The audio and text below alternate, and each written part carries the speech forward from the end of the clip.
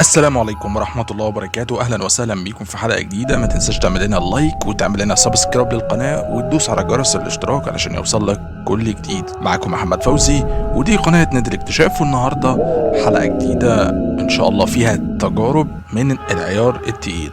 فإن شاء الله بعد ما هقول لكم التجارب إن شاء الله هقول لكم إزاي تبعتوا التجارب بتاعتكم. لو أنتوا حابين تبعتوا أو تشاركونا بتجاربكم هحط لكم اللينك بتاع البيج بتاعتي في الديسكريبشن أو الوصف علشان تبعتوا أي تجارب حابينها.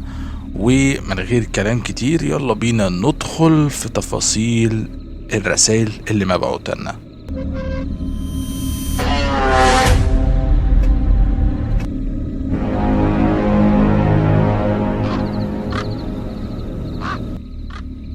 الرسالة دي من محمد علاء. محمد بيقول: السلام عليكم، أنا عندي 40 سنة. الحقيقة حياتي كانت ماشية تمام جدا لحد ما قررت أتجوز. كان عندنا بيت عيلة مكون من 3 أدوار، محدش كان عايش فيه على اعتبار إن المنطقة دي مقطوعة أو مش مناسبة قوي، بس أنا قلت تمام، يعني أهي حاجة مقبولة لحد ما ألاقي حاجة أحسن وأفضل، وبعد كده أشوف شقة في مكان في وسط البلد نفسها. والحمد لله شطبت الشقة، كان محتاج شغل جامد شوية فيها وكلفني، بس الحمد لله خلصت على خير. وطبعا وقتها كنت مرتبط بالبنت اللي أنا شفتها مناسبة ليا. يوم الفرح جه ودخولي للشقة فعلا كان أسوأ حاجة حصلت بجد. ومن ساعة ما دخلت الشقة دي أولا قلبي كان موجود جدا، على عكس ما أنا كنت موجود فيها قبل كده. أغلب الأيام اللي كانت في التشطيب كنت طاير من الفرحة وقتها. إيه اللي حصل بقى الله أعلم. المهم مراتي كمان يعني ما كانتش تمام، يعني ما كانتش على يعني زي الحالة اللي أنا كنت بعرفها فيها. ما كانتش طبيعية تماما من البداية. في البداية قالت انها تعبانة جدا ومتوترة جدا، وطبعا ما حصلش بيني وبينها اي حاجة. وعاوز اقول لك بقى على الكبيرة، انا ما حصلش بيني وبينها اي حاجة في البيت ده تماما اصلا. واللي حصل بعد كده ان مراتي تعبت جدا بشكل غير طبيعي. وطبعا الاهل في البداية كانوا فاكرين ان التعب ده بسبب الحاجات التانية، بس انا فعلا يومها ما لمستهاش من كتر ما هي كانت متغيرة ومتوترة. يعني كانت متوترة بشكل غير طبيعي وبشكل انا نفسي استغربت له، واللي خلاني انا افكر اساسا يعني انها ممكن ما بتحبنيش او ان هي تقبل عليا موضوع الجواز ده غصب عنها. ومن ساعتها اتغيرت، وما كانش ده السبب، لانها لو كانت كده كنت هقول او كانت هتقول على الاقل ان هي مغصوبة على الجوازة دي، على الاقل يعني على الاقل قبل الفرح. لكن اللي حصل ما كانش منطقي تماما. الاهل كانوا شايفين ان موضوع تعبها من البداية بسبب الجواز، ودي حاجة طبيعية. لكن لما فتحت ابويا في الموضوع وشه اتقلب الوان، وقال لي: من امتى ده حصل؟ قلت له: ده من ساعة ما دخلت البيت اساسا. قال لي: يعني ملمستهاش؟ قلت له: ابدا، دي تعبانة جدا وانا ما اعرفش حتى اقرب منها. المهم ابويا بص في الارض وكان مكشر لدرجة اني حسيت بالخوف اكتر لما شفته كده. قال لي بالجملة وصدمتني جدا، قال لي: سيب يا ابني البيت ده وامشي. قلت له: نعم؟ بمنتهى البساطة كده. انت عارف انا شقيت قد ايه وتعبت قد ايه علشان اعرف اساسا اوضب الشقة دي؟ رد عليا بنفس الكلمة وقال لي: يا ابني بقول لك سيب الشقة والبيت كله وامشي، اسمع كلامي وما تجادلنيش في الموضوع ده مرة تانية. طبعا انا ما كنتش عارف ازاي افتح مراتي في الموضوع ده ولا حتى اهل مراتي، بس حاولت اقنعهم ان البيت فيه مشكلة فعلا وهرجع له تاني لما المشكلة تخلص، يعني على اساس ان احنا هنقضي شهر العسل في مكان تاني مختلف وهنرجع. وفعلا اقتنعوا بكلامي ونقلت مكان تاني. المكان ده كان ايجار بس في حتة احسن، اي نعم ايجار غالي جدا، بس هعمل ايه؟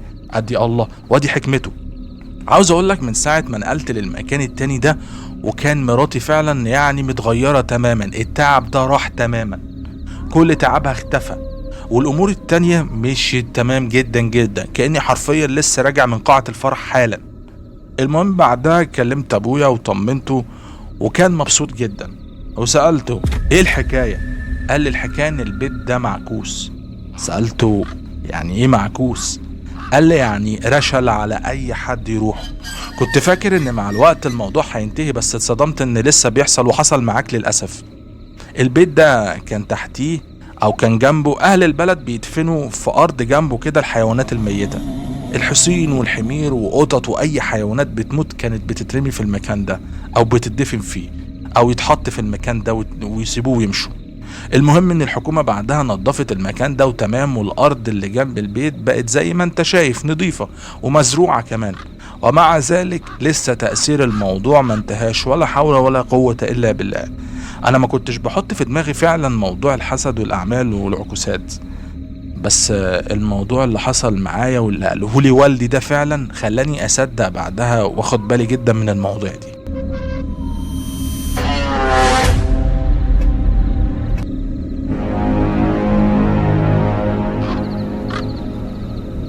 لو انت لسه ما حطيتش لايك وسبسكرايب للقناة، يا ريت تنزل تحط لنا لايك حالا بالا فعلا، وترجع تاني نكمل باقي التجارب. التجربة التانية من احمد، وبيقول فيها: كان قدام بيتنا في ارض كده فاضية، المهم قلت استفاد من المنطقة دي الواسعة وازرع فيها حاجة تخلي شكل البيت كويس ويكون واجهة يعني. وفعلا نظفت المكان الاول، وبعد كده بدأت احفر الارض عشان احط الزرع نفسه في الارض. بس وانا بحفر وفي المكان كده معين لقيت قطة كانت مدفونة، وباين كده ان هي مدفونة من وقت مش بعيد. المهم طلعتها من الحفرة اللي كانت فيها دي، وده كان اغبى حاجة فعلا عملتها. بعدها قررت اشوف مكان تاني او مقلب علشان ارمي فيه القطة الميتة دي، وفعلا عملت كده. ورجعت تاني كملت باقي الحاجات اللي انا كنت بعملها والزرع. المهم اليوم ده لما نمت حلمت بكوابيس مش طبيعية. جالي اللي بيقولوا عليه الجاسوم ده مرتين في الليلة دي. انت متخيل؟ الجاسوم اساسا ده ما كانش بيجيلي ولا كنت اعرفه، ودي اول مرة تحصل لي فعلا. لا، ومرتين كمان مش مرة واحدة. ما كنتش عارف في ايه وبيحصل ايه، بجد الموضوع كان غريب وجديد عليا. قلت يمكن تعب اليوم والضغط. وتاني يوم حصل نفس الموضوع، كوابيس مرعبة، جاسوم اكتر من مرة. فضلت فعلا اقاوم اكتر من مرة الموضوع ده، لكن فعلا ما بقتش قادر استحمل، وقررت اكلم واحد قريبي، واللي قعد يسألني شوية اسئلة كده، منها انت حصل لك ايه فجأة، وهل ده حصل لك فجأة ولا لا، وحصل من امتى، وبتصلي وتقرأ قرآن واذكار ولا لا. وفضل يكلمني في حاجات كلها دينية كده. فقلت له في ايه، فهمني، انت خوفتني بالكلام ده. قال لي بص، الاعراض اللي عليك دي اعراض مس، انت ممسوس. قلت له ممسوس ازاي يعني، وامتى وفين؟ انا دايما قريب جدا من ربنا وعارف ديني كويس، وعمري ما اذيت حد ولا حد ممكن يأذيني. فقال لي لا، انت فاهم غلط، ده مس مش عمل. قال لي حصل معاك من امتى بالظبط؟ اول يوم كان من امتى؟ افتكر كويس عملت ايه في اليوم ده. فقال لي انت عملت في اليوم ده حاجة معينة، في اليوم اللي انت حسيت فيه ان الدنيا اتشقلبت؟ قلت له بص، اليوم ده بالذات كنت قدام البيت بنظف الارض اللي قدام البيت وبزرعها، ومش عارف ده مهم ولا لا، بس وانا بزرع وبحفر لقيت قطة مدفونة، شلتها ورميتها في مكان بعيد. قال لي انت عملت كده؟ كان متعصب جدا. وقلت له يعني ايه المشكلة؟ قال لي تروح فورا تشوف المكان اللي انت رميت فيه القطة دي وفين، وتدفنها تاني. بصراحة من كتر ما كان متعصب في الكلام قررت اقول له حاضر واسمع الكلام من غير نقاش. عاوز اقول لك فعلا رحت ودفنت القطة دي تاني، ومن يوميها كل حاجة الحمد لله اختفت. قريبي ده بعدها بيقول لي كويس اصلا انك لقيت القطة، ما كانتش اترمت في عربية الزبالة او حصل لها اي حاجة، كنت هتشيل ذنبها وتتعذب للابد.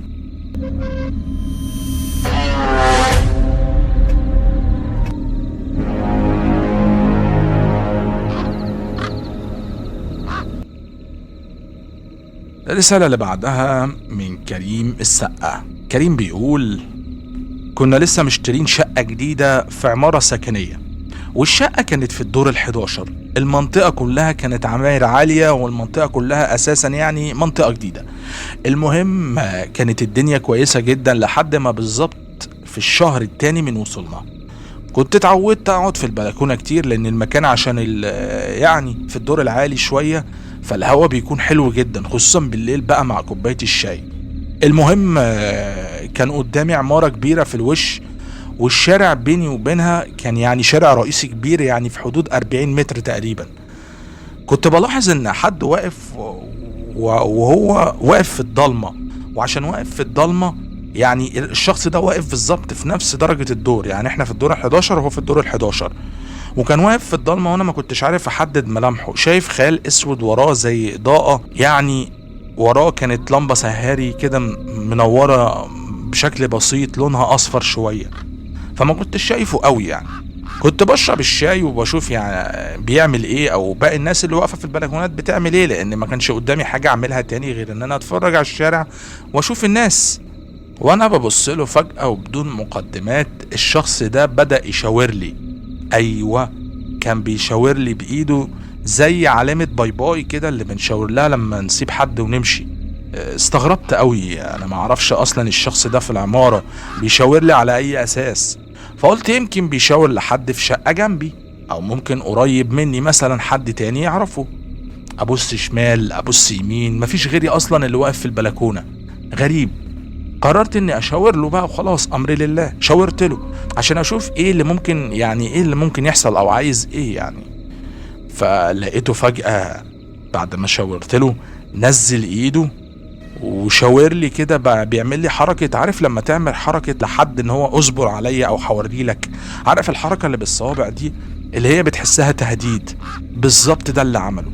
وبعدها دخل بسرعة لجوه، والنور بتاع الأوضة اللي كان واقف فيها البلكونة يعني اتقفل. أنا بصراحة خفت وتوترت، قلت ده إيه المجنون ده نازل جايلي ولا إيه؟ المهم فضلت باصص لمدخل العمارة يمكن أشوفه خارج منها. عدت نص ساعة ومفيش أي حد. المهم عدى اليوم، وفي اليوم اللي بعده حصل اللي حصل في اليوم اللي قبله بالنص وبالظبط. واحد بشاور لي واقوم انا مشاور له، فيشاور لي بطريقه غريبه شويه كانها تهديد، فيدخل فجاه ويطفي النور. طب ايه الحل وايه العبط ده اصلا؟ المهم رحت سالت في مدخل العماره هناك البواب، قلت له مين ساكن في الدور ال11؟ قال لي اشمعنى؟ قلت له كده عادي يعني، هو سر يعني اللي مين ساكن في الدور ال11 اللي هو وزير يعني؟ قال لي لا يا سيدي، سر ايه طالما ما حدش ساكن اساسا في الدور ال11 هيكون سر ليه؟ انا اتسمرت مكاني، قلت له انهي دور ده اللي ما فيهوش حد؟ قال لي الدور ال11. المهم ما اتكلمتش معاه وقلت يمكن انا متلخبط في الدور، يمكن في فرق دور ولا حاجة. لكن فعلا اتأكدت بعدها ان الدور ال11. المهم تاني يوم الصبح لقيت البواب ده بيجري عليا وبيقول لي لو عاوز اي شقة فاضية في الدور ال11 هظبط معاك السعر وكده. هو كان فاكر اني بسأل على شقة بس يعني، ما كانش عارف اني كان في مشكلة تاني خالص.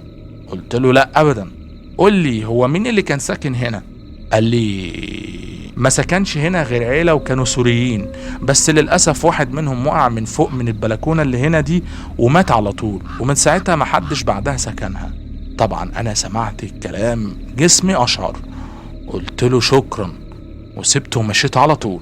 ومن وقتها بطلت اقعد في البلكونة اساسا، ولا حتى ابص قدامي ناحية العمارة اللي في الوش. ولحد ما بكتب لك دلوقتي انا لسه موجود في نفس العمارة، وبتمنى اني اقدر اساسا انقل من العمارة دي واروح لمكان تاني في اقرب فرصة.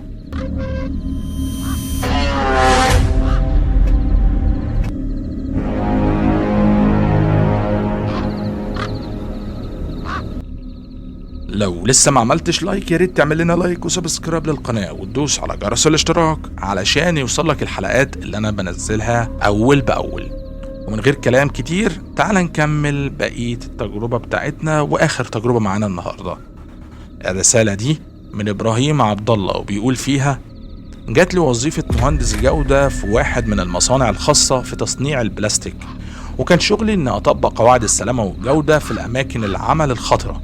وكان شغلي شفتات، وعشان كنت من محافظة تانية فكنت بقيم داخل الشركة في سكن خاص للموظفين، وده لمدة 20 يوم متواصل. المهم وانا في اول يوم من ايام الشغل كنت لسه يعني في اول ايام بحاول افهم المصنع كويس وافهم الاماكن اللي فيها المكن وبيتعاملوا ازاي مع المكن وهل بيتعاملوا بطريقة صحيحة ولا لا، وكل الاجهزة وخلافه. بره المصنع في مستودع ضخم جدا، وده كانوا بيحتفظوا بيه المعدات اللي خرجت من الخدمة. ولأن شغلي كنت أشرف على كل الأجهزة والمكن، فكان لازم أعاين المكن اللي حتى في المستودع للتأكيد على خروجه من الخدمة من عدمه. المهم رحت أول مرة مع واحد من المهندسين اللي هو المفروض مديري، واللي كان بيشرح إنه المكان ما فيهوش إضاءة فعلا، ولو هدخل بالليل اكون فاتح الكشاف بتاع الموبايل. وقال لي ما تأخرش اكتر من 10 دقايق. المهم انا استغربت، يعني هو بيزعق ليه في الكلمة بتاعت 10 دقايق ده؟ قال لي شيك على الحاجة اللي انت عايز تشيك عليها واخرج على طول. فاستغربت انه بيأكد على المعلومة دي تاني وبيقولها بصوت عالي. المهم اول يوم ليا في المستودع كان بعد 10 ايام من استلام الشغل. رحت هناك فترة كده من بعد الساعة 8 بالليل. كنت لوحدي ودخلت المستودع، والمهم فتحت الكشاف وبدأت اشوف شغلي. وما بتعديش دقيقة، او اول ما بتعدي الدقيقة دي بالظبط بسمع صوت حد بيجري، خطوات حد بيجري. والخطوات دي كانت من جوه المستودع، لانه واضح عليها جدا صدى الصوت اللي كان جوه المستودع. المهم وقفت وقلت مين هنا؟ طبعا ما حدش رد عليا. قلت في نفسي ان ما حدش قال ان حد هيجي المستودع دلوقتي اساسا. المهم كملت شغلي، وفجأة بلاقي خيال لشخص بيجري من جوه المستودع وبيجري بره المستودع. واحد هدومه باين عليها مقطعة وبيجري بأقصى سرعته. بصراحة اتخضيت جدا وقلت مين ده وبيعمل ايه هنا؟ المهم ما كملتش وخرجت فورا واتصلت بالبشمهندس بتاعي اللي هو المدير بتاعي، واللي قلت له وسألته مين جوه المستودع؟ انا كنت فاكر انه فاضي وانا الوحيد اللي هاجي النهارده. قال لي ما هو فاضي فعلا، محدش دخله. قلت له ازاي؟ انا لسه شايف حد خارج بيجري. لقيته فجأة سكت وقال لي طيب انا جاي لك حالا. وفعلا بعدها وما كملش 10 دقايق ولقيته جاي وقال لي حصل ايه؟ قلت له زي ما انا بلغتك بيه، انا مش عارف مين ده ومين اللي كان جوه المستودع. قال لي بص، هتشوف في حياتك حاجات كل اللي عليك انك تعمله فيها انك تتجاهل وتعمل نفسك مش واخد بالك. قلت له تجاهل ايه يعني؟ مش فاهم. قال لي تجاهل اللي حصل. قلت له ده ليه؟ ايه اللي في الموضوع محتاج تجاهل؟ ده بني ادم، ده كان جوه، ما ممكن يكون حرامي. قال لي بص هحكي لك الموضوع. من 10 سنين بالظبط وتقريبا، وفي المستودع ده كان في عامل بيعمل اختبار على واحدة من المكن اللي هنا، وكان بيفحصهم قبل ما المكن ده يتباع في المزاد عشان يتحدد قيمته بالظبط. ولسوء الحظ في مكنة من المكن اللي كان بيشيك عليه او كان بيشوف هو شغال ولا لا كانت مسربة زيت. ولسوء الحظ اكتر كان بيشرب سيجارة وقتها، وللأسف النار مسكت فيه وفي المكنة.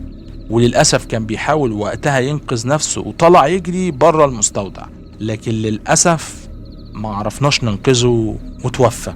ومن وقتها واحنا من وقت للتاني بنشوف ده على طول، شبح كده شخص بيجري، هو لا بيأذي حد ولا بيضايق حد، مجرد ما تتجاهله خلاص. قلت له لا، اتجاهل ايه يا عم؟ بعدها ما كملتش في الشغل وسبته ومشيت من المكان نهائي. بس كده، دي التجارب اللي جات لنا النهارده ولحد دلوقتي، دي التجارب اللي وصلت لي.